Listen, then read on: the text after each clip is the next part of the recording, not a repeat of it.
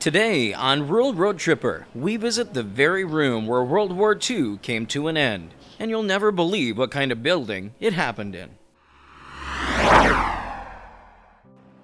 Here in Reims, France, World War II came to a quiet close with the signing of the Instrument of Surrender.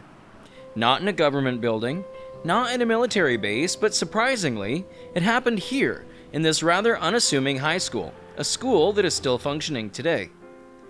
In February of 1945, the Supreme Headquarters Allied Expeditionary Forces, led by General Dwight D. Eisenhower, set up their headquarters here in Reims. The headquarters had moved from Versailles to here to better coordinate the final assaults of the war. This school is strategically placed across from the railroad station in Reims, making this a great location for the headquarters. When you first visit the museum, there is a film to watch and a little theater room on the first floor that goes through the significance of this site and the final moments of World War II. The second floor is where everything worth seeing is, though. There are multiple exhibits and hallways and rooms up there with artifacts, uniforms, weapons, and all sorts of items related to World War II.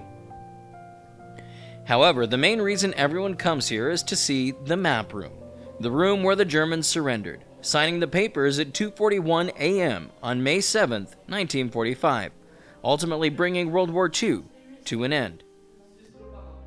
This room has been preserved in the same condition that it was left in back in 1945.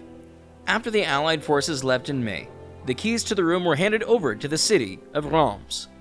And a few months later, the room was made available to be viewed by the public, just as it remains today, although the museum display rooms weren't set up until the 1980s.